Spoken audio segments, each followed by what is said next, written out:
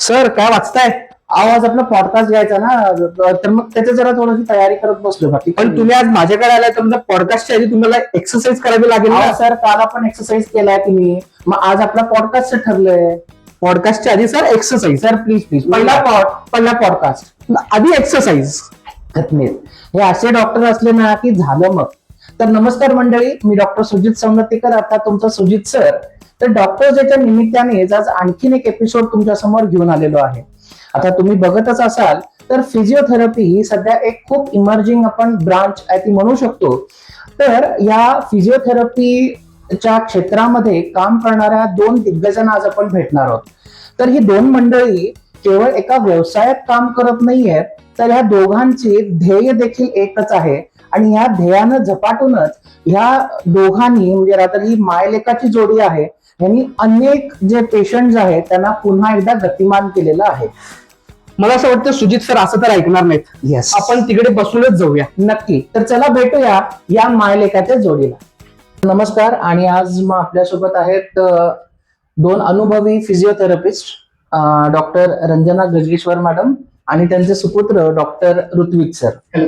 तर अनफिल्टर्ड गप्पा with Sujit sir मध्ये तुमचं मनपूर्वक स्वागत. थँक्यू.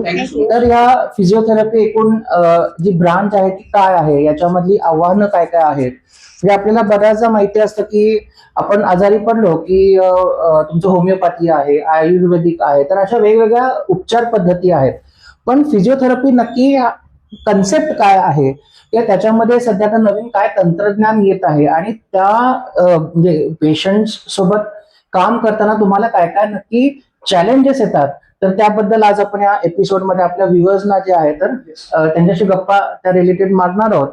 तर आजच्या गप्पांना आपले सुरू करूयात. ओके. तर सर्वप्रथम तुम्हाला पहिला प्रश्न असा आहे की आपल्या जे प्रेक्षकांना तुमचा थोडक्यात व्यावसायिक परिचय जो आहे तो करून द्या. म्हणजे जेनेसिस फिजिओथेरपी हे साधारणतः सगळीकडे चर्चेचं नाव आहे, पण तरी सुद्धा आपल्या बाकीच्या व्ह्युअर्सना ह्याची सुरुवात कशी झाली किंवा नक्की तुम्ही इथे काय करता, तर त्याबद्दल थोडंसं जाणून घ्यायला आवडेल. ओके. हा, तर फिजिओथेरपिस्ट म्हणजे भौतिकोपचार तज्ञ. नागपूरच्या गव्हर्नमेंट मेडिकल कॉलेज मधनं 1993 मधनं मी पास आउट झाले आणि सध्या 28 वर्ष झाले इचलकरंजीमध्ये कार्यरत आहे. इंदिरा गांधी मेमोरियल हॉस्पिटल जे आता शासनाकडं गेलेलं आहे, तिथं मी काम करते. आणि इचलकरंजीतली पहिली फिजिओथेरपिस्ट म्हणून माझी ओळख आहे. अरे वा, मस्त. येस. नमस्कार, माझं नाव डॉक्टर ऋत्विक गजगेश्वर. मी माझं एज्युकेशन पुण्यामधून केलं, जे बीपीटी आपण म्हणतोय, बॅचलर्स ऑफ फिजिओथेरपी, ते पुण्यामधून केलं. आणि ते Nashik university MUHS under college होतं. आणि मग त्याच्यानंतर मास्टर्स जे असतं ते मी बँगलोर मधून केलं. तर बँगलोरमध्ये ना एक Dravid Padukone centre for sports excellence, जिथे ऍथलेटिक ट्रेनिंग्स वगैरे दिली जातात. मग तिकडे माझी इंटर्नशिप झाली आणि ते झाल्यावर मग मी परत इचलकरंजीला आलो. म्हणजे मी 4 वर्ष आता क्लिनिक सुरू केलंय. असं माझं जेनेसिस सुरू केलंय. ओके. तर तुमच्या दोघांची फिजिओथेरपी हे क्षेत्र जे निवडण्यामागची तुमची म्हणजे नक्की प्रेरणा काय होती?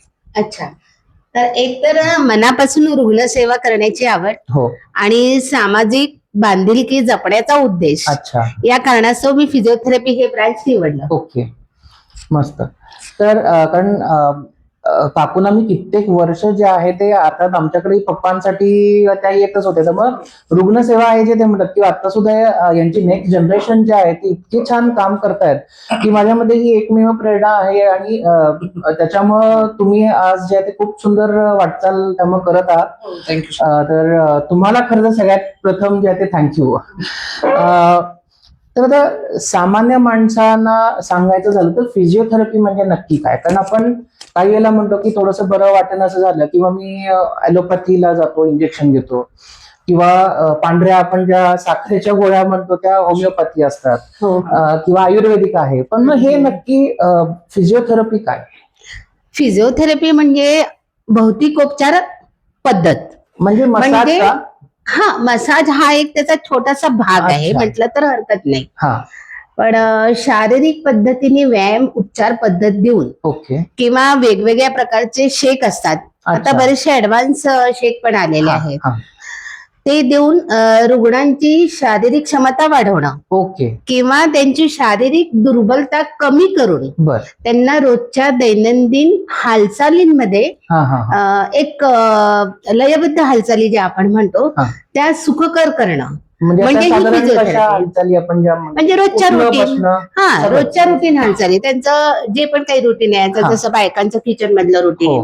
किंवा डेली ओके, ऍक्टिव्हिटी अच्छा, ज्या अच्छा. आपण त्या सुखकर करणं हा. वेदना रहित करणं ओके म्हणजे ओके. फिजिओथेरपी. पण सर फिजिओथेरपी मला सांगायला आवडेल, तुम्ही जे म्हणला आता मसाज, तो हा खूप म्हणजे एक मिथ आहे की हो हो मसाज म्हणलं की ते फिजिओथेरपी झालं. खूप गंभीर मिथ आहे. म्हणजे Yes. फिजिओथेरपी म्हणले की लोक म्हणतात मसाज, हा. म्हणजे ते एवढं हे आहे. पण ह्याच्यामध्ये ना जसं इलेक्ट्रोथेरपी असते, म्हणजे बरं. मशीनद्वारा आपण पेन कमी करू शकतो. ओके. आणि आता नवीन एक चर्चेत आली ज्याला म्हणतात इन वॉटर थेरपी, ज्याला म्हणतात हायड्रोथेरपी. बर. त्याच्यामध्ये एक्सरसाइज वगैरे जे असतात की हे पाण्यामध्ये घेतले जातात. ओके. अच्छा. म्हणजे हे खूप एक ऍडव्हान्स थेरपी आहे. हा, म्हणजे हे हा. खूप असं म्हणजे कॉम्प्लेक्स आहे, हा. जे which give rise to physiotherapy. Okay okay. हे असं. बरोबर. तर फिजिओथेरपी आणि जो आपण ऍक्च्युली औषधोपचार म्हणतो की मी टॅबलेट घेतली किंवा जे काय असेल ते, तर त्याच्यातला मग मूलभूत फरक काय आहे? ऍक्च्युली मूलभूत फरक म्हणजे औषधं जे आहेत की त्याला म्हणतो आपण फास्ट ऍक्टिंग ड्रग्स. हा. म्हणजे आज तुम्ही गोळी खाल्ला की तुम्हाला उद्या बरं वाटणार. ओके. तुम्ही 4 दिवस गोळी खाल्ला की तुम्हाला 4 दिवस बरं वाटणार. बरोबर. तुम्ही 5व्या दिवशी जेव्हा गोळी बंद करणार तेव्हा तुमचा तो त्रास सुरू होतो. त्याला फक्त टेम्पररी सिजेशन जे म्हणतो आपण, बरोबर. टेम्पररी स्टॉप करणं. हा. आणि आता फिजिओथेरपी मध्ये काय असतं की slow healing, natural healing process असते, ओके. ज्याच्यामध्ये वेळ लागणार पण 100% व्यवस्थित होणार. इफेक्ट तुम्हाला आणि येतो. No side effects. Okay. Most याच्यामध्ये important. गोळ्या अशा फारशा नाही आहेत. नाही बिलकुल नाही, नाही. गोळ्या वगैरे काय नसतं. अच्छा. पण काय होतं की आजकाल म्हणजे परवाच्या एपिसोडला मी पोद्दार मॅडमचा जो घेतलेला होता डॉक्टर्स डेच्या निमित्तानेच, तर त्याला आमची चर्चा अशी झाली की आजकाल सगळे लोक जे आहेत ना ते सेल्फ मेडिकेशनला चाललेत. राईट की जो तो स्वतः डॉक्टर सेल्फ डिक्लेअर डॉक्टर होऊन मला काही नाही ती पिवळी गोळी द्या, मग मी ते मागच्याला असली गोळी घेतली तर Google doctors. Google Google doctors. आता सध्या गुगल पेक्षाही पुढे जाऊन चॅट जीपीटी बनवू आपण. एक्झॅक्टली. तर तसं इथे म्हणजे त्यांना स्वतः काही एक्सपेरिमेंट करायचा इथे वाव नाही, आणि त्यामुळे बरोबर. It's much more safer. Yes very safer under observation. Exactly. तर आता आई आणि मुलगा ही एकाच क्षेत्रामध्ये रादर तुम्ही एकत्र ज्या ते काम करता, मगाशी जशी आपण ओळख करून दिली की अशी मायलेकाची जोडी आहे, तर तुमच्या एकतर काय की दोघांच्या जनरेशन मध्ये थोडासा गॅप आहे, त्यामुळे विचार करण्याची प्रक्रिया वेगवेगळी असते, किंवा एखाद्या व्यक्ती ज्याला आपण आता केस म्हणू तर त्याच्याकडे बघण्याचा तुमचा दोघांचाही जो दृष्टिकोन जो आहे, जो पर्स्पेक्टिव्ह आहे, तो डेफिनेटली वेगवेगळा असतो. तर मग असंही होतं की कदाचित तुम्ही एकमेकांकडनं काही शिकतही असाल, तर ते काय शिकलात हा एक भाग. आणि दुसरं म्हणजे एखाद्या केसवरनं कधी वाद झालाय का, एखादा डिफरन्स ऑफ ओपिनियन झालाय का, त्या तुम्ही असं कधी म्हणलात का मी तुझ्याकडे जास्त एक्सपिरियन्स आहे बच्चन हूं मैं इस फील्ड की, मग असं कधी काही असं कधी काही गमतीशीर काही वळाले का? नाही. आता कसं झालं की रुग्णसेवा करण्यासाठी म्हणजे नोकरी करून बाकीचे इतर पेशंट करणं यासाठी माझा वेळ फार अपुरा पडत होता. अच्छा. आणि त्यातच ऋत्विक जसा मोठा होत गेला तो मला बघत होता माझं कामाची पद्धत वगैरे, आणि माझी धडपड त्यांनी बघितली, आणि कदाचित त्याचं मूळ त्याच्यात ते जागं झालं, आणि त्यांनी पण हे क्षेत्र निवडलं. आणि माझ्या कामामध्ये त्याचा खूप मोठा हातभार लागला, म्हणजे ते मला अभिमानास्पद आहे. नक्कीच. आणि म्हणजे तसं ते माझ्यामुळे तो एंटर झाला या क्षेत्रामध्ये. जे तुम्ही म्हणला ना की काय म्हणता आपलं जे डिफरन्स ऑफ ओपिनियन होऊ शकतो. हा definitely every Kesla difference of opinion होतोच. पण एक मी आईकडून जे शिकलो ना की आता खूप ऍडव्हान्स ट्रीटमेंट्स वगैरे एकदम मोस्ट ऍडव्हान्स ट्रीटमेंट आले, बरोबर. पण जे बेसिक्स मध्ये जे हे आहे ना, म्हणजे बेसिक मधून जे आपण रिकव्हरी करतो ना, तेवढ्या ऍडव्हान्स मध्ये तेवढे नाही. बेसिक म्हणजे काय की patient should be exercise bound only. Long term long रनला रिकव्हरीसाठी ना एक्सरसाइज हा मस्टच आहे. अच्छा. Rather than giving any modalities. Exactly. म्हणजे हे अर्थात ऐकून खूप छान वाटलं की देर इज जरी डिफरन्स ऑफ ओपिनियन असेल तरी छान सगळे एकत्र तुम्ही जे काम करता. तुमच्या सुनबाई पण याच क्षेत्रात आहे, त्यामुळे म्हणजे एकाला एक दोन भांडी सोडून आणखी एक तिसरं भांड पण अजून एक भांड घडतंय म्हणजे माझा लहान भाऊ. अरे वा, मस्त मस्त. तर मग पूर्ण फिजिओथेरपी फॅमिली जे ते आपण म्हणू शकतो. Right very good. Thank you sir. तर फिजिओथेरपीच्या जे आहेत त्याचं जे शिक्षण असतं तर ते साधारण त्याची कालावधी किती आहे आणि या अभ्यासक्रमामध्ये जे ते कोणकोणते विषय असतात अच्छा. किंवा मग असं असतं की साधारण फर्स्ट इयर मग तुम्हाला सगळ्यांनाच कॉमन आणि मग ते वेगळं असंच कॉन्सेप्ट आहे? नाही तसं म्हणजे- कसं हा. की याचं जेव्हा मी डिग्री घेतली हा. तेव्हा ती 4.5 वर्षाची होती ओके. आणि आता या वर्षीपासून हा. 1 वर्ष 1.5 वर्षात ती 5 वर्षाची झाली. बर. आणि सब्जेक्ट म्हटलं तर मग ते जसं की आता मी तुमचा पोद्दार मॅडमांचा पण एपिसोड बघितला, हा. खूप छान शूट झाला होता तो. थँक्यू. आणि जसं मॅडम बोलल्या की फर्स्ट इयरला अॅनाटॉमी किंवा हा. फिजिओलॉजी हो. हे आम्हाला पण सब्जेक्ट जनरल सब्जेक्ट असतात. अच्छा. Anatomy, physiology, biochemistry okay. आणि हे सोडून आमचे इन हाऊस सब्जेक्ट असतात. बरं. म्हणजे फिजिओथेरपीचं Related. Introduction to physiotherapy. मग सेकंड इयरला जसं फर्स्ट इयर पास करून सेकंड इयरला जातो तसं मग फार्मॅकोलॉजी, परत सायकोलॉजी, सायकेट्री असे अनेक सब्जेक्ट असतात. ओके. मग फायनल इयरला फक्त आमचे इन हाऊस सब्जेक्ट असतात. अच्छा. त्याच्यामध्ये फुल रिकव्हरी किंवा फिजिओथेरपी द्वारा ते कसं ट्रीटमेंट होईल असे एकूण मिळून पूर्ण हे 24 सब्जेक्ट असतात आम्हाला. ओके. आणि 5 वर्ष. राईट, 5 वर्ष. मग साधारण तुमचं फिजिओथेरपी आणि जे आपण ऑर्थोपेडिक म्हणतो तर त्याचं साधारण काही सिमिलर सब्जेक्ट किंवा अशी हो, सिमिलर सब्जेक्ट असतातच. हा. कारण का फिजिओथेरपी नंतर जे स्पेशलायझेशन असतात that divides into one orthopaedic physiotherapy okay okay okay. Specialisation मध्ये. अच्छा.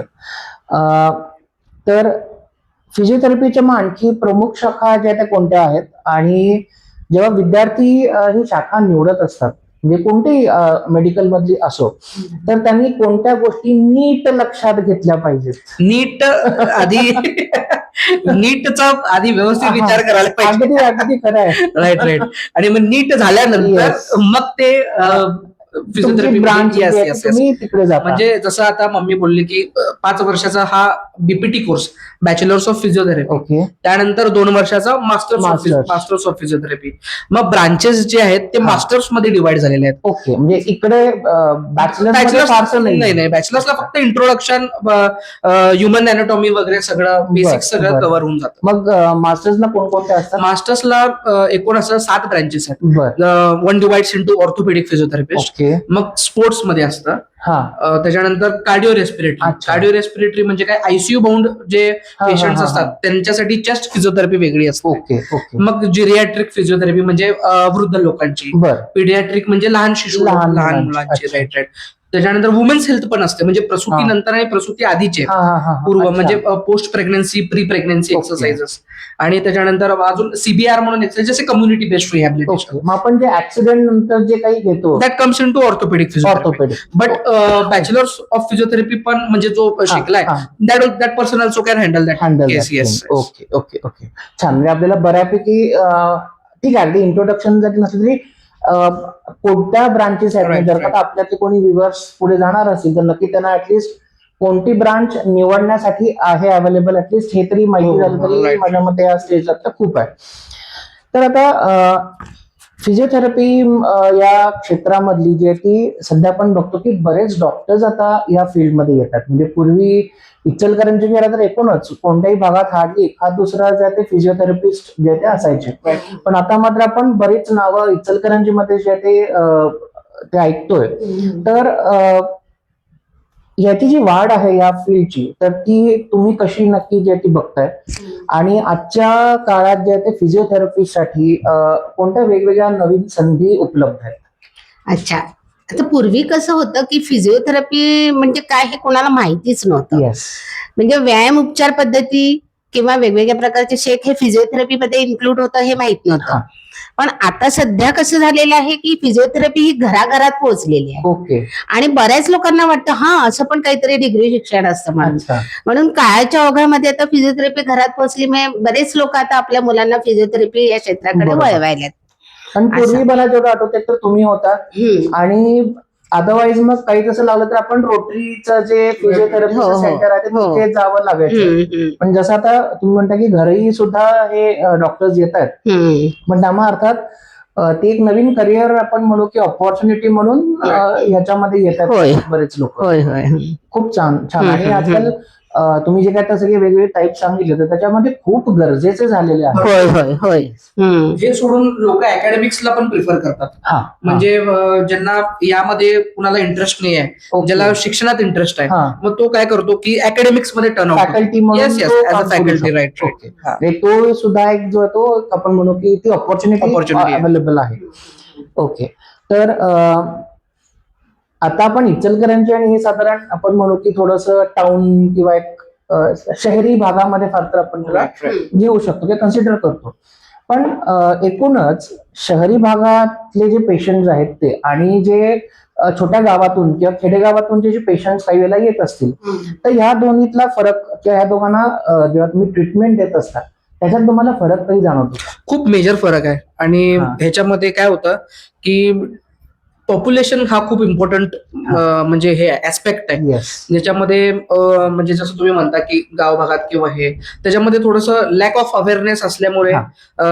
त्यांना ते सांगणं आम्हाला खूप म्हणजे डबल एफर्ट्स हा लागतात हा हा की बरोबर.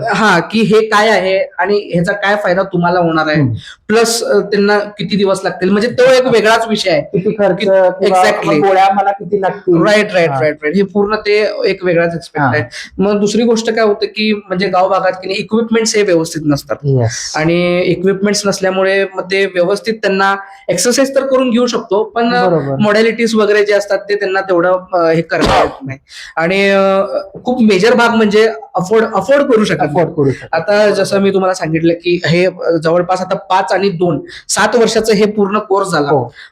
जो शिकणार आहे तो 7 वर्ष शिकून हा, एवढं या करतो. field मध्ये हा, येतोय. तर मग त्याला पण ते अफोर्ड झालं पाहिजे Yes, की yes, एवढं yes. सर्व्हिस त्या याच्यामध्ये दिलाच पाहिजे. एक्झॅक्टली बरोबर. त्यामुळे त्या हे 3 गोष्टी आहेत जे थोडासा फरक हा, पडतो. आणि कसं आहे की तुमच्यामध्ये मेडिकेशन फारसं नसल्यामुळं राईट राईट ते राईट जे काय असेल तुम्ही ट्रीटमेंटच्या थ्रूच तुमचं Exactly, exactly. अर्निंग होणार आहे. राईट त्यामुळे राईट दोघांनाही एक तो बॅलन्स साधता राईट यावा राईट येस. यासाठी माझ्या मते तो चॅलेंजिंग चॅलेंजिंग भरपूर चॅलेंजिंग असतो. येस, नक्कीच.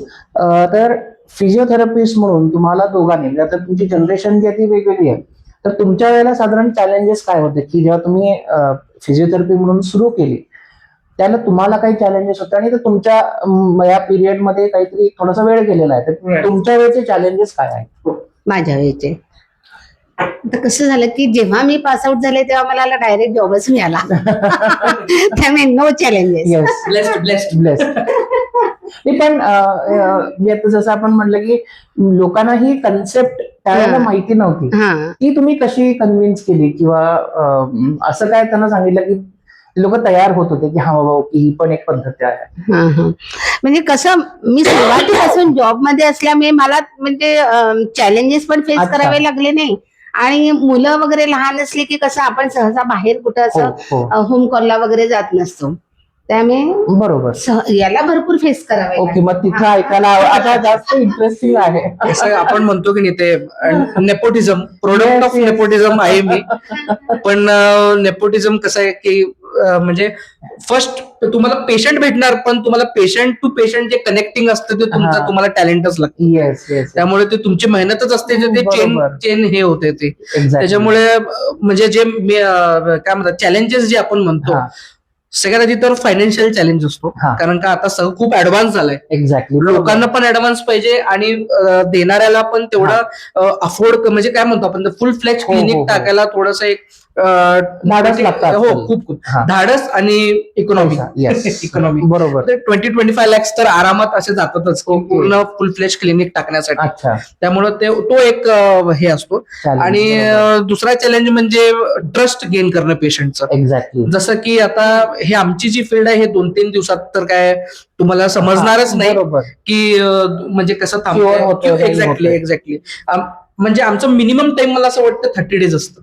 ओके. म्हणजे 21 days to 30 days बरं, हे एवढे बरं. दिवस लागतात अच्छा. To see the result. Okay okay. कारण का स्लो नॅचरल हिलिंग बरोबर आहे, प्रोसेस yes. असल्यामुळं एवढे दिवस लागतातच. हा. मग त्यामध्ये ट्रस्ट गेनिंग किंवा खूप म्हणजे तो एक इम्पॉर्टंट ऍस्पेक्ट आहे आमच्यासाठी. एक्झॅक्टली. तर हे थोडे चॅलेंजेस म्हणजे मी तर फेस केले. बरोबर. आणि नेपोटिझम जरी म्हटलं ना आपण तरी शेवटी तुम्ही म्हटलं की एखाद दुसऱ्याला पेशंट येतील, एक्झॅक्टली. पण एक ना तिथे आपल्याला अजून एक दडपण असतं की जसं आईने नाव कमवलेलं आहे तसंच तीच तो तर सर माझ्यावर फार तोच हे भार पाहिजे. तो जर मोठा भार आहे माझ्यावर आणि तो Exactly. मी तिथपर्यंत त्या बार पर्यंत मी कधी पोहोचू शकणार नाही ते आहे, पण कारण शेवटी Exactly. आपल्या पॅरेंट जे ते त्यांनी ऑलरेडी एक बार set yes yes yes yes yes ठीक आहे ते आणि म्हणतात की लोकं तू छान माझ्याकडून- काम करतोस म्हणून, पण ते शेवटी आपल्याला माहिती असतं. आणि लोक माझ्याकडून ते एक्सपेक्ट करतात जे हिने रीच केलंय एक्झॅक्ट. तो माझ्यासाठी रीच करणं नेक्स्ट टू इम्पॉसिबलच आहे. आय थिंक ते सगळ्यात माझ्या मते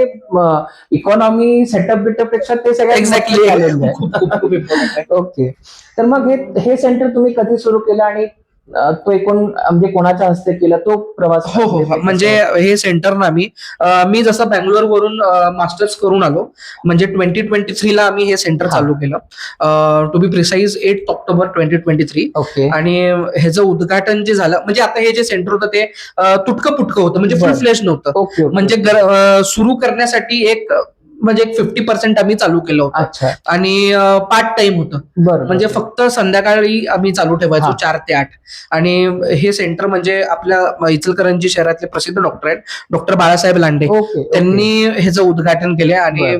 त्यांचे आम्ही खूप आभार मानतो येस त्यांचा खूप मोठा हात आहे आमच्या डोक्यांवर अगदी. आणि आणि आशु सर पण माझ्या मते- भरपूर भरपूर आशु सर तर हो आणि खरंच त्यांचं सुद्धा म्हणजे नॉलेज खूप छान आहे. म्हणजे हा. बियॉन्ड वर्ड्स आहे Yes, beyond yes, words yes. Beyond words आहे मस्त. म्हणजे मग ते सुरुवातच इतकी सुंदर झालेली आहे की त्यामुळे डेफिनेटली म्हणजे 3 वर्ष तरी 1-1.5 वर्ष तरी आम्ही असंच Yes. पार्ट टाइम चालू केलं ओके त्यानंतर मग माझ्या लग्नानंतर माझी वाईफ प्राची गजगेश्वर आली ओके. मग आम्ही हे फुल फ्लेश्ड 10 to 2 4 to 8 असं चालू केलं म्हणजे मग ही आपण आज मॅनिफेस्ट करू की ही अख्खी बिल्डिंग जेनेसिसची होईल. Hopefully will have more and more Touch wood. तर माझा पुढचा तर प्रश्न असा आहे की रुग्ण आणि जे नातेवाईक आहेत त्यांचे नातेवाईक आहेत त्यांचे काही असे गैरसमज आहेत का की त्यांचे कॉमन प्रश्न काय असतात?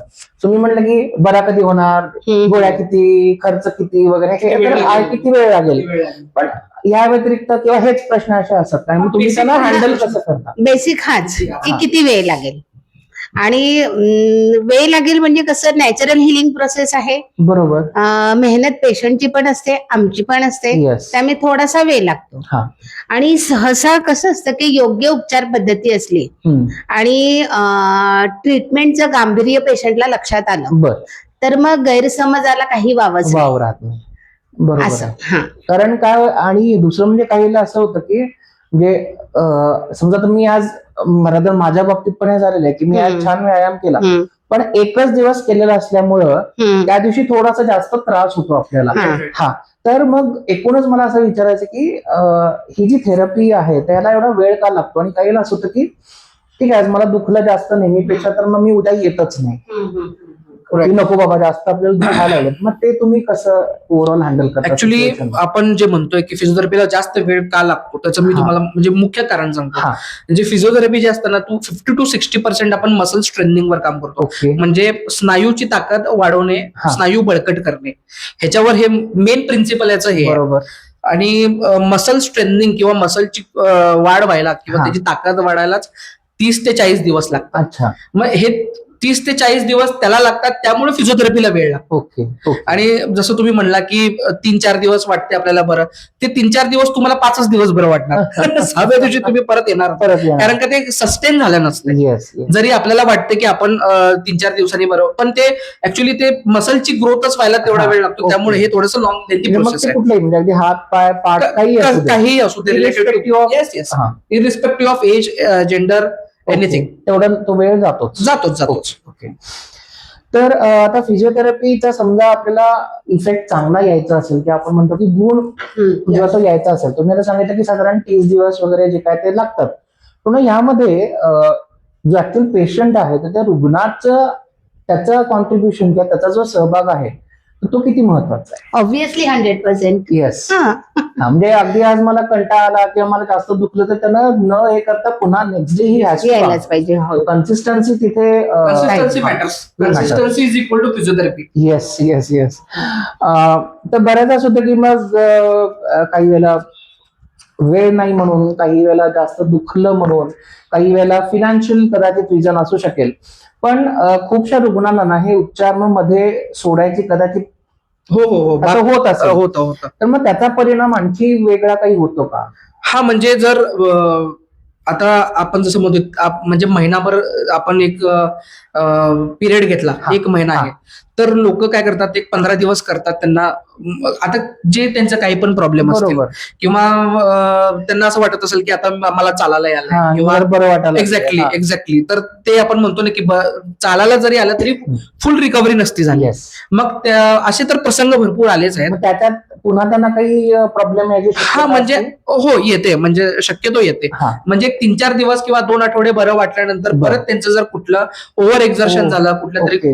काहीतरी म्हणजे त्यांचं बॉडी एक्झर्शन झाली किंवा हा. त्यांनी कुठेतरी काय म्हणतात स्ट्रेनस बॉडी ऍक्टिव्हिटीज, पोश्चर समजा चुकीचं असेल. हा right may be one of the factor, Yes. किंवा स्ट्रेनस ऍक्टिव्हिटीज कुठली जरी झाली अच्छा. तर तो जो आजार 15 दिवसात जो थोडा कमी बरा झालेला झाला, आहे. कमी झाला होता, तो परत रिसर्फेस होऊ शकतो. ओके, अच्छा. Yes. सो म्हणजे ती एक खूप मोठी गोष्ट आहे की आज थोडस बरं वाटायला लागलं की आज मला खूप जास्त दुखलं म्हणून मी आता उद्या सोडून देतो. तर हे न करता जे काही तुमच्या डॉक्टरनी तुम्हाला सल्ला दिलेला आहे किंवा जितकी दिवसाची ट्रीटमेंट तुम्हाला सजेस्ट केलेली आहे, तर माझ्या मते ती कम्प्लीट करणं. आपण जसं डोस पण घेतो ना की 3 दिवस 5 Right, दिवस, right, सकाळ दुपार संध्याकाळ, तर तसंच जो काही तुम्ही सांगता, Yes, तर yes. ही जशी ही थेरपी आहे, तर जो काही तुमचे डॉक्टर सांगत असतील तर तेवढ्या दिवसाची तुम्ही ती ट्रीटमेंट नक्कीच घेतली पाहिजे फॉर बेटर रिझल्ट. ओके. तर आता हे तुम्ही इतर लोकांचे तर जे ते तुम्ही आपण त्याला कष्ट म्हणू, तर कष्ट कमी करता किंवा त्यांचे जे दुखणं आहे तर ते तुम्ही कमी करत असता, बरोबर.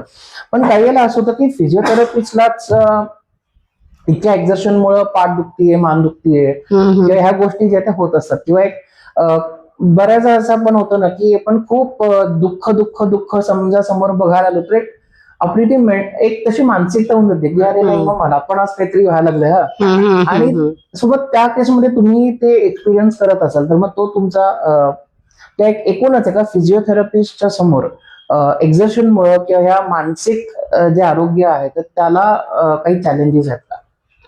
म्हणजे दुसऱ्यांना फिट करण्यापूर्वी आधी स्वतः फिट असायला पाहिजे, Yes. मेंटली आणि फिजिकली फिजिकली. दोन्ही दृष्ट्या. त्यासाठी मग डाएट, रेग्युलर एक्सरसाइज हा किंवा जे आमचं बेसिक आहे अर्गोनॉमिक्स, हा म्हणजे शारीरिक हालचाली आपण रोजच्या त्याच्याकडे येणार योग्य पद्धतीने, हा हे सगळं Yes. बेसिक आधी फिजिओथेरपिस्टनी स्वतः फॉलो करायला पाहिजे. ओके. म्हणजे आधी काय म्हणतात त्याला, आधी आपण स्वतः एखादी गोष्ट फॉलो केली पाहिजे तर आपण ती हा. इतरांना सांगू शकतो. हा हा जसं करेक्ट. तुम्ही म्हणणार आहात की ते negativity, but that negativity should not consume you. Exactly. तुम्ही तुमची पॉझिटिव्हिटी पेशंटला द्यायला पाहिजे, मगच तर त्यातून ते हे होणार, बरं होणार. Yes, म्हणजे तुमची बरोबर. पॉझिटिव्हिटी तुम्ही पसरवा, हा. That negativity should not Should not be consume. consumed. Yes. तर रुग्णाला बाहेर या वेदनेतून बाहेर काढताना भावनिक दृष्ट्या एखादा असा कठीण प्रसंग तुमच्याकडे होता का, किंवा मग एकूण असं काही चॅलेंजिंग एखादं होतं का, बट तो छान बरा झाला आणि यू आर सॅटिस्फाईड नाव? असे बरेच प्रसंग आहेत. म्हणजे आपण भावनिक दृष्ट्या जो आहे तो चॅलेंजिंग आधी बघू हा. आणि मग तुमच्या सक्सेस स्टोरीकडे आपण एर्गोनॉमिक्स नंतर जायचं जाऊया. अच्छा अच्छा. हा. हा, हा, हा. की जर म्हणजे तुम्हाला कसं असतं एक्झॉस्टिव्ह की होता. थोडस दीर्घकाळ ट्रीटमेंट असल्यामुळे फिजिओथेरपिस्ट हा रुग्णासोबत किंवा त्याचे जे फॅमिली मेंबर्स असतात त्यांच्याशी एवढं कनेक्टेड हा, असतं मेंटली. आणि जेव्हा तो पेशंट बरा होतो, जेव्हा आमची म्हणजे थेरपी सेशन हा. संपते, 1 महिना असू दे, 2 महिने असू दे, Yes. 3 महिने, 6 महिने, बरोबर. तेव्हा जेव्हा आम्ही त्यांच्यातनं म्हणजे बाहेर रुग्णांच्या ट्रीटमेंट मधनं बाहेर पडतो तर अक्षरशः असं ते एक समाधान आणि आनंदाश्रू पण येतात की आपल्यामुळे रुग्ण बरा झालाय. आणि म्हणजे ते उद्यापासून काही आपण वेगळं- भेटणार नाही. हा म्हणजे तो आनंदही वेगळा आणि ते समाधान अगदी शब्दात व्यक्त Yes. करता न येण्यासारखं. अगदी हा. अगदी बरोबर. तर आता जसं तुम्ही एर्गोनॉमिक्सचा एक आता जस्ट उल्लेख केला, तर एर्गोनॉमिक्स म्हणजे नक्की काय, आणि जर नोकरी करणारी लोक आहेत, मग त्याच्यामध्ये मोठी लोक असतील किंवा आता स्टुडंट आहेत किंवा जे सगळ्या गृहिणी आपल्या इथं बघणाऱ्या पॉडकास्ट बघणाऱ्या असतील, तर ह्या प्रत्येकाच्या दृष्टीनं एर्गोनॉमिक जो आहे ते त्याच्यासाठी काय टिप्स तुम्ही द्याल आणि हा कन्सेप्ट काय तर अर्गोनॉमिक्स म्हणजे काय असतं की आपल्या दैनंदिन शारीरिक हालचाली हा. जसं उठणं, बसणं, झोपणं हम्म. योग्य किंवा अयोग्य पद्धतीने करणं बर. याचं पुरेपूर ज्ञान असणं अच्छा. म्हणजे हा. अर्गोनॉमिक्स. ठीक आहे. हम्म. आता नोकरी करणारी जी असतात जसं तुम्ही म्हणला की नोकरी करणाऱ्यांचं जे अर्गोनॉमिक्स असतं ते त्यांना म्हणजे वर्क प्लेस मॉडिफिकेशन जे आपण म्हणतो बर. की त्यांना त्यांची वर्क प्लेस थोडीशी मॉडिफाय करायला पाहिजे म्हणजे अच्छा. लॉंग रन मध्ये किंवा त्यांना त्रास व्हायला नको. हा. जसं की जी त्यांची स्क्रीन असेल हा. ती आय लेवलला असायला पाहिजे ओके. अच्छा. किंवा एल्बोज असतील ते सपोर्टेड असायला हा. पाहिजे. हा. बॅक स्ट्रेट असायला पाहिजे. बॅकला एक बॅक रेस्ट किंवा कुशन घेतलं बरोबर, तरी हो. चालेल. पायाची जी पोझिशन आहे ती 90 डिग्री म्हणजे काट कोणात असायला. बरोबर. अच्छा. आणि पाय जे असतात आपले ते कधी लोंबकळत सोडू नये. ओके. ते एकतर तुम्ही जमिनीवर टेकवा हा. किंवा एका स्टूलच्या खाली तुम्ही तुमचे पाय ठेवा. ओके. म्हणजे हे एक जनरल आयडियल सिटिंग पोझिशन झाली. एक्झॅक्टली. ह्याच्यामध्ये त्याला तुम्हाला posture म्हणतो काय जे आपण. एक्झॅक्टली ज्याला आपण पोश्चर म्हणतो Posture म्हणतो. ह्याच्यामध्ये तुम्हाला काही त्रास होणार नाही. Yes. आणि मेन स्टे ह्याचं काय आहे की जेव्हा तुम्ही कुठल्या तरी एका सेशनला बसता किंवा कुठल्या तरी काहीतरी तुमचं डेस्क जॉब असेल तुम्ही बसता तर 20 to 25 मिनिट्स पेक्षा जास्त तुम्ही एका पोझिशन मध्ये बसू नये. मग ते हे Right. महत्वाची टिप आहे येस येस की रादर आम्ही सुद्धा बऱ्याचदा खूपदा असं होतं की एखादं काहीतरी समजा सेमिनार अटेंड करतोय किंवा काहीतरी Yeah. करतो तर मग माझ्या मते बऱ्याचदा असं होतं की आम्ही 2-2 तास कंटिन्युअस एकाच पोझिशनला होतो. Right right. मग तिथे मग 20-25 मिनिटांनंतर मिनिट- साधारण ऍटलीस्ट उभे राहून उभे राहून स्ट्रेच करू शकताय हा, किंवा गुडघ्यातून पाय वर खाली करू शकताय किंवा Okay. पायाचे पंजे पुढे मागे करू शकताय. ओके. म्हणजे बसल्या बसल्या हे 2-3 गोष्टी जरी केल्यात ना देन युल सस्टेन. ओके. आपल्या विद्यार्थ्यांना काय तुम्ही अच्छा विद्यार्थ्यांचं मी तुम्हाला सांगतो की हा. विद्यार्थी नेहमी असे बसतात असे. हा. ओके तर ह्याच्यामध्ये काय होतं की ओलेक्रॉनॉन बर्सायटिस नावाची एक मेडिकल टर्म आहे. ओके. त्याच्यामध्ये हा आपला जो सरफेस आहे हाडाचा हे हार्ड टू हार्ड कॉन्टॅक्ट असल्यामुळे काय होतं हा, हा, की हा, हा. इथं ओलेक्रॉनॉन बर्सायटिस म्हणजे ओलेक्रॉनॉन हा सुजतो इन्फ्लामेशन होतं. म्हणजे इथे नाही इकडे या अच्छा. हाडावर. Yes. ओके. कोपऱ्यात मग हे एकतर विद्यार्थ्यांनी असं बसू नये. हा. तर त्यांनी हाताची घडी घालू दे हा. किंवा हात असे एल्बोज रेस्ट असायला मग पाहिजे. असे बसण्याला की ते पूर्ण असे खाली वाकून हा अभ्यास किंवा लिहिताना करतात हा, especially. म्हणजे थोडस पुढे सरकून बॅक हा. इरेक्ट करून बसावे. ओके. दुसरं म्हणजे मी ऑब्झर्व केले की त्यांचे जे सॅक्स असतात किंवा बॅग्स असतात येस हेवी आहेत. खूप हेवी असतात म्हणून heavy त्याच्यासाठी काय करायला पाहिजे की ते बॅगची जी स्ट्रिप असते आपली हा. ती थोडीशी ब्रॉड असायला पाहिजे. बर. ती ब्रॉड असल्याने काय होते की इव्हन डिस्ट्रीब्युशन होतं म्हणजे त्या ओके, वेटचं ओके, ओके. ज्या आपल्या शोल्डरवर आणि हा. शोल्डर इम्पिंच होत नाही किंवा काही त्रास होत नाही. बरोबर. आणि आता तर खूप डिजिटल झालंय सगळं येस. त्यामुळे असं न बघता असं बघावं. हा असा हा, समोर हा. तुमचा जो तो राईट mobile राईट आला म्हणजे पाहिजे. ते जे म्हणलं तुम्हाला स्क्रीन अगदी आय लेवलला बरोबर, ते हा. हे पाहिजे. तर Exactly. छोट्या छोट्या या गोष्टी आहेत पण माझ्या मते त्याच्यातून आपण खूपशा गोष्टी ज्या ते अवॉइड करू शकतो. आपली जी काही दुखणी आहे तर ती माझ्या मते आपण डेफिनेटली कमी करू शकतो यामध्ये. Yes yes thank you so much for that personally सुद्धा कारण मी आमच्यात पण घरी लेखील ओरडत होतो की जरा अशी नीट बस किंवा किती जड दप्तर घेऊन चालले सर माझ्या मते थोडस ट्रेंडी दप्तर न घेता ब्रॉडर स्ट्रिप्स वाले जे आहेत ते या मुलांनी पण घेतलं पाहिजे आणि पालकांनी त्यांना तसा आग्रह माझ्या मते राईट करला पाहिजे. Right right. आणि गृहिणीसाठी तुम्ही काय कराल कारण त्यांना तर ओरडतील की बापरे तुम्ही आमच्यासाठी काहीच नाही सांगितलं. Female to female. Yes. आता बायकांचं कसं असतं सकाळी उठल्यात की उठल्यापासून 2-2, 3-3 तास त्या किचन मध्ये Yes. म्हणजे लॉंग स्टँडिंग. बरोबर. मग तसं न करता काय करायचं जी कामं आपल्याला सहज शक्य आहेत बसून करण्यासारखी ती थोडासा ब्रेक घेऊन थोडं उभं राहून थोडं बसून असं केलं म्हणजे चेंज ऑफ पोस्चर होणार. हा. आणि चेंज ऑफ पोस्चर झालं की एकाच मसलवर वर्कलोड होणार नाही. Okay okay. त्याला रेस्ट मिळेल त्या पिरियड मध्ये. अच्छा. तर एक ही दक्षता घ्यायला पाहिजे. आता बऱ्याच बायका काय करतात गुडघं ताट करून वाकायची सवय असते. इव्हन आता आपण जेव्हा लोटून काढतो तेव्हा गुडघं ताट करतो आणि कमरेतनं वागतो. हो. अशा वेळी मग काय होतं की लोअर बॅक आपली कामात न बरं. जाते. अच्छा. हा ताण म्हणजे बसतो गुडघे त्याच्यावर. वाकवायचे थोडे आणि मग थोडस हा बसायचे. गुडघे दुमडून तुम्ही कुठली पण कामं केला तर किंवा त्याचा lifting ला पण हा गुडघे काळजी घेतली दुमडून म्हणजे पाहिजे. हा. त्याचा इम्पॅक्ट मग आपल्या बॅकवर बॅक आपली सेफ हा, राहणार. हा. तर या लहान सहान गोष्टी थोड्याशा आत्मसात करायला नक्कीच हव्यात. नक्कीच. मला मध्ये त्या डेफिनेटली करतील हा आणि हे करत असताना आपण पुढच्या ज्या प्रश्नाकडे जाऊ तर टेक्स्टनेक आणि त्या रिलेटेड मग पाठदुखी असेल किंवा सर्वायकल जे आपण Spondylitis. spondylitis Yes, वगैरे जे yeah. म्हणतो तर त्याचं सध्या ह्या गोष्टींचं प्रमाण खूप वाढत आहे. भरपूर म्हणजे वरचा प्रश्न साधारण आपण काय करायला पाहिजे हे बघितलं राईट. पण ह्या सगळ्या ज्या सेक्टर्स आपण बघितले तर Right. त्यांच्यामध्ये हा स्पॉन्डायलिसिसचा जो आहे तो पार्ट मेनली खूप जास्त वाढताना आपण बघतोय. तर हा प्रॉब्लेम टाळण्यासाठी नक्की काय करावं, आणि अगदी जाता जाता सुद्धा म्हणजे काही साधे सोपे करता येतील असे एखादे हो, हो. व्यायाम काही सांगता येईल? Yes yes definitely sir. सांगाल का? ऍक्च्युली जे तुम्ही म्हणला की खूप वाढत आहे, तर हे टाळू तर शकत नाही, कारण हे पार्ट ऑफ Exactly. आपलं शेड्यूल झालंय आता. बरोबर, तर त्यामुळे मोबाईलचा वापर पण आता भरपूर वाढलाय. वाढलेला. इव्हन तो स्मॉल चिल्ड्रनसाठी पण वाढलेला आहे. एक्झॅक्टली. त्यांचे लेक्चर्स वगैरे पण आता त्याच्यावर व्हायला लागले. बरोबर. त्यामुळे थोडेफार एक्सरसाइजेस आहेत जे मी तुम्हाला सांगतो, की जसं की आपलं लेफ्ट इयर आहे, left ear to left shoulder तुम्ही हे करू शकता. ओके, म्हणजे आपण थोडंसं Right. सगळ्यांना येस येस प्लीज. थोडे बेसिक एक्सरसाइजेस आहेत जे left ear to left shoulder, okay. त्याच्यानंतर right ear to right shoulder, chin to right shoulder, chin to left shoulder. Okay. त्याच्यानंतर थोडेसे खांदे वर खाली वगैरे उचलायचे, आणि हे तर एक्सरसाइजेस झाले. आणि बेसिक स्ट्रेच म्हणजे दोन्ही हात असे मागे घ्यायचे आणि हा. एल्बोज मागे पुश करणे. ओके. तर हे बेसिक एक्सरसाइजेस आहेत. साधारण किती इटरेशन्स, त्या किती 10 वेळा करू 10 शकता, वेळा. 5 वेळा करू अच्छा, शकता, म्हणजे जसं प्रत्येकाला आहे तसं. हा जसं कॅपॅसिटी आहे. Yes. पण तुम्हाला जर हे एक्सरसाइज करताना कुठल्याही प्रकारचा पेन होत असेल तर तुम्ही कन्सल्ट केल्याशिवाय ही एक्सरसाइज करू नये. ओके. करून नये. एक्झॅक्टली. Yes. स्वतः काहीही करायला जाऊ नका. जरी सरांनी तर सांगितलं असेल तर, आणि तसं काही वाटलं तर डेफिनेटली तुम्ही कन्सल्ट करा. कन्सल्ट तुम्ही या लोकांना करू शकता.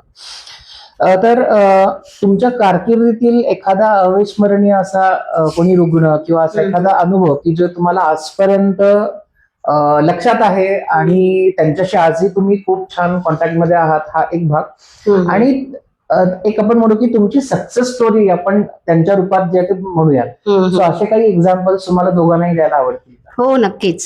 आता कसं झालं, 28 वर्ष जवळपास मी या क्षेत्रात Yes. आहे.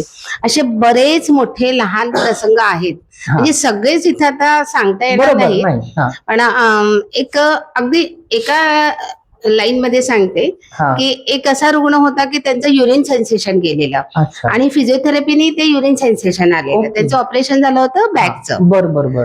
एक असे होते की त्यांना चालायलाच येत नव्हतं. ओके. इव्हन आता हे आपले डॉक्टर रत्नापण्णा कुंभार, हा. त्यांना त्यावेळी मी फिजिओथेरपी दिली बर. 25 वर्षापूर्वी. अरे वा. म्हणजे अक्षरशः साखर कारखान्यात जाऊन बर. अच्छा. असं.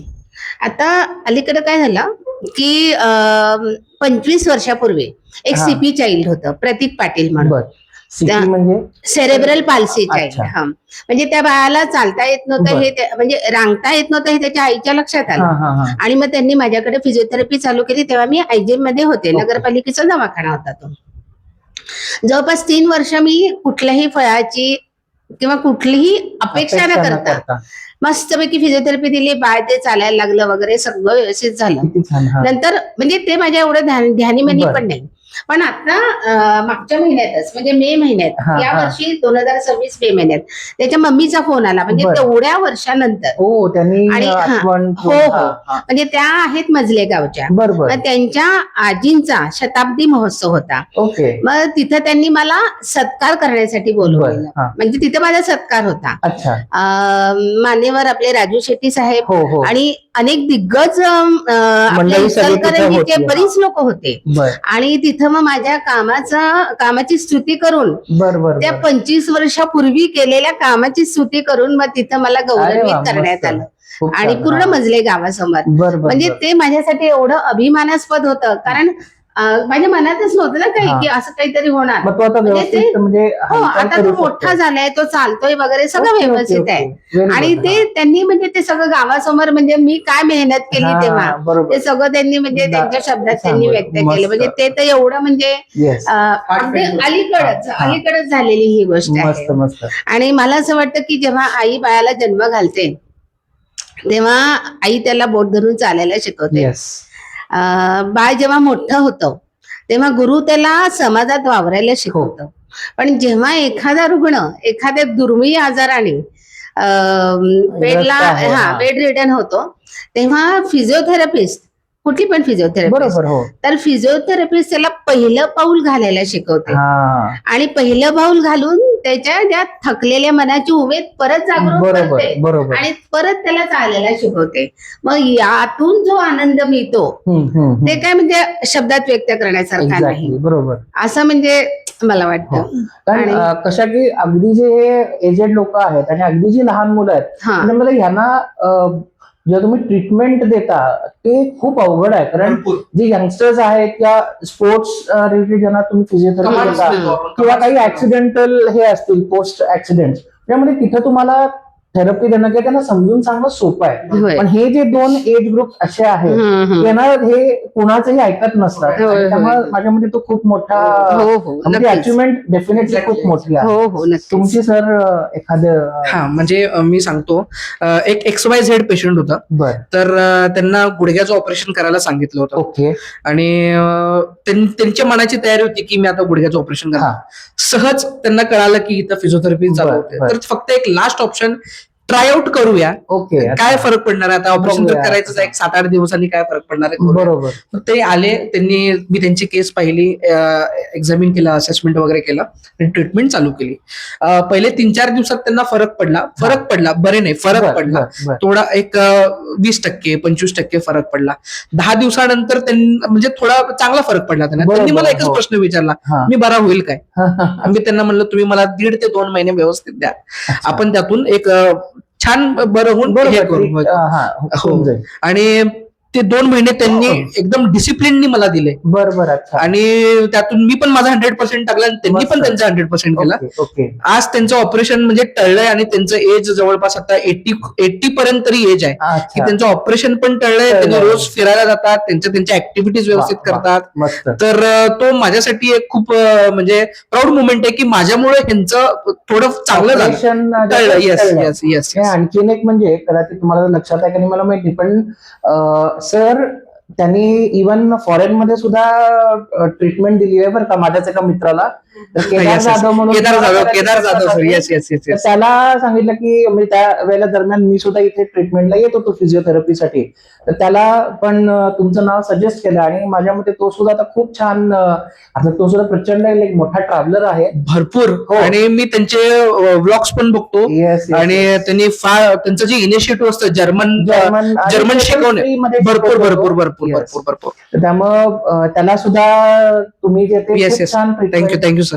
दिलेली होती आणि तुम्हाला काय म्हणतो तरी नाही सर होते त्यामुळे माझं पटपट छान बरं आणि आय थिंक त्याचं ट्रॅव्हलिंग इथून जर्मनीला जाणं त्यासाठी थांबलेलं होतं थांबलं होतं फिजिओसाठी. कारण त्याचा गुडघा खूप दुखत होता. भरपूर भरपूर. तर माझ्यामध्ये ते एक आहे आणि म्हणजे तुम्हाला सांगायला आवडेल की जेव्हा मी सरांच्या रिसेप्शनला गेलो होतो तर मॅक्सिमम सगळं होतं की तू कधी जात होतास, मी यांच्याकडे यावेळेला जात होतो, माझी पाठ माझा गुडघा माझा हात. तर म्हणजे हे सगळे जे ते तुमचे भरपूर success भरपूर. stories येस आहेत, येस येस. ते अगदी आपण आवाडे दादा सुद्धा आहेत म्हणजे त्यांनी तर मला असं वाटते व्हीलचेअरवर आले होते. येस त्यांनी स्टेजवर व्हीलचेअरवर आले, आम्हाला आशीर्वाद दिला. हा हा हा तो जो मुमेंट आहे ना तो माझ्या आयुष्यातला मस्त. आतापर्यंतचा एकदम पीक मुमेंट आहे. And tomorrow coincidentally Yes, yes. वाढदिवस Yes, yes, yes. 96 नाव. Yes yes yes. So even त्यांच्या शंभरीला आपण सगळे जे आहे ते छान प्रार्थना करू. येस जाऊयात आणि प्रार्थना करूयात Yes. की wishing him a very good and like positive health. Yes yes. तर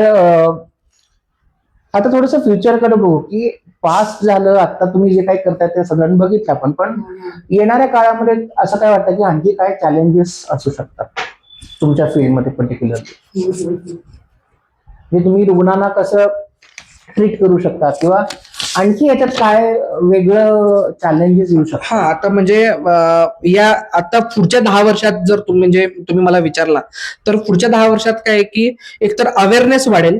हा अवेअरनेस एकदा वाढलं की आम्हाला सांगायला सोपं पडेल थोडंसं बरं, की बरं. काय फिजिओथेरपी कसं कसं इज आहे मुवमेंट मध्ये. हा. आणि लोक शस्त्रक्रियेकडे म्हणजे न वळता थोडस एक्सरसाइज कडे वळतील. एक्झॅक्टली हे पुढच्या 10 वर्षात थोडंसं मला अपेक्षित आहे, पर्सनली अपेक्षित आहे. No grudges to anyone, yes no grudges to any field. आणि मला असं पर्सनली वाटतं की थोडंसं शस्त्रक्रियेकडे किंवा औषध उपचाराकडे थोडंसं कमी करून थोडंसं हा. फिजिओथेरपी कडे पण थोडंसं येऊ शकतील असं मला वाटतं. चॅलेंजेस नाही, उलट that will be even more I think opportunity हा yes opportunity to our field. Our field. Yes. तुम्ही जे ते ही ट्रीटमेंट देऊन तुम्ही त्यांचे बरेचसे ज्या त्या गोष्टी, इव्हन मला कुठेतरी मी ऐकून आहे की समजा मेंटल स्ट्रेस असेल तर त्याच्यासाठी सुद्धा काही वेळेला फिजिओथेरपी हो काउन्सिलिंग असते. येस येस काउन्सिलिंगच्या फॉर्म मध्ये. काउन्सिलिंगच्या फॉर्म मध्ये दिली जाते. Okay okay. So I think much more versatile therapy this could be Yes. maybe in the coming future. Yes. तर या फिजिओथेरपीमध्ये जे येणारे काही जे नवीन विद्यार्थी आहेत किंवा जे या फील्डमध्ये करिअर करणार आहेत, तर त्यांना तुमच्या दोघांचा एक किंवा आपल्या ओव्हरऑल सगळ्या व्ह्युअर्सना तुमचा एक सल्ला म्हणा किंवा एक टेक अवे ह्या पॉडकास्ट मधनं काय असेल? म्हणजे खरोखरच आपल्याला समाजासाठी काहीतरी करायचं असेल, हा. वाटत असेल की आपल्याला समाजाचं काहीतरी देणं आहे, येस. तर आता जे येणारे जे विद्यार्थी आहेत त्यांनी अगदी बिनधास्तपणे या क्षेत्राची निवड करावी. बर.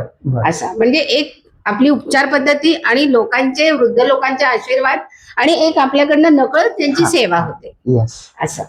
ओके. जसं आता हे आन्सर या जनरेशनचं झालं, हा. आता मी त्या जनरेशनचं झालं. एक्झॅक्टली. हा. जसं की लोक विचार काय करतात की फायनान्शियल विचार करतात.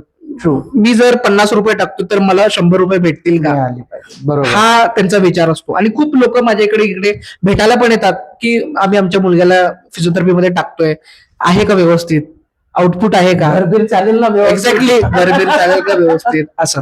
तर तोच मला सांगायचं आहे की घर व्यवस्थित चालेल, तुमचं पण चालेल, सगळ्यांचंच चालेल. आणि आहे त्या ऑपॉर्च्युनिटी रुग्णाला तुम्ही बरं केलं तर त्याचंही घर तो सगळ्यांचं. हो, हा. एक्झॅक्टली. आणि गिव्ह अँड टेक, आपली ही पूर्ण फील्ड जी आहे ते गिव्ह अँड टेक आहे. The more you give the more you will So, have. अगदी तुम्ही 9 to 5 जॉब आहे असं न समजता, राईट. कारण Right. जसे आपण गायनॅक किंवा या लोकांचे चॅलेंजेस खूप जास्त बघतो की त्यांना कुठल्याही क्षणी डिलिव्हरी आलं की ते जायला लागतं. एक्झॅक्टली. तसं तुमच्याही केसमध्ये हो. कधी काही तसं असेल तर त्यांनी विचार नाही केला पाहिजे की नाही आता माझं घरी जायची वेळ झाली आणि मी राईट.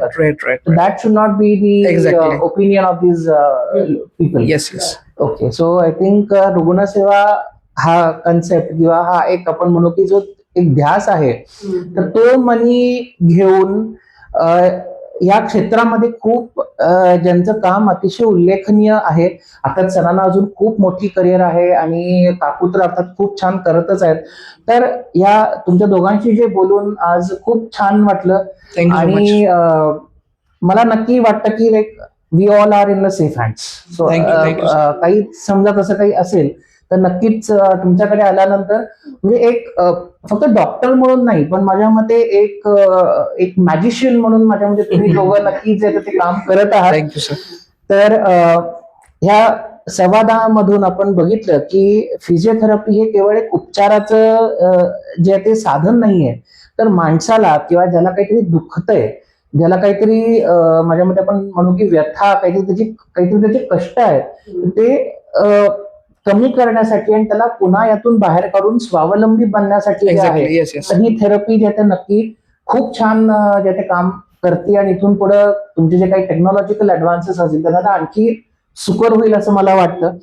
तर तुमच्याशी बोलून मी आता म्हणलं की खूप छान वाटलं आणि तुम्ही या पॉडकास्टला आला तर तुमचे खूप खूप Thank you so much. धन्यवाद.